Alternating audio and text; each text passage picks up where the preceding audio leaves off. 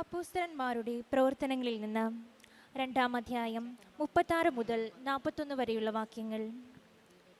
പത്രോസ് യഹൂദന്മാരോട് പറഞ്ഞു, നിങ്ങൾ കുരിശിൽ തറച്ച യേശുവിനെ ദൈവം കർത്താവും ക്രിസ്തുവുമാക്കി ഉയർത്തി എന്ന് ഇസ്രായേൽ ജനം മുഴുവനും വ്യക്തമായി അറിയട്ടെ.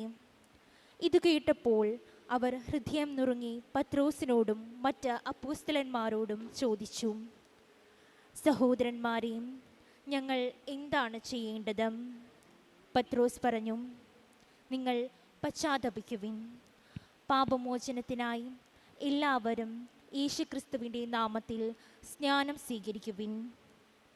പരിശുദ്ധാത്മാവിൻ്റെ ദാനം നിങ്ങൾക്ക് ലഭിക്കും.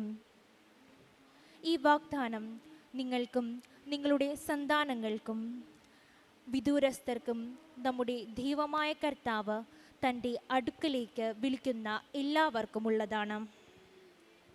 അവൻ മറ്റു പല വചനങ്ങളാലും അവർക്ക് സാക്ഷ്യം നൽകുകയും ഈ ദുഷിച്ച തലമുറയിൽ നിന്ന് നിങ്ങളെ തന്നെ രക്ഷിക്കുവിൻ എന്ന് ഉപദേശിക്കുകയും ചെയ്തു. അവൻ്റെ വചനം ശ്രവിച്ചവർ സ്നാനം സ്വീകരിച്ചു. ആ ദിവസം തന്നെ 3000-ഓളം ആളുകൾ അവരോട് ചേർന്നു. കർത്താവിൻ്റെ വചനം.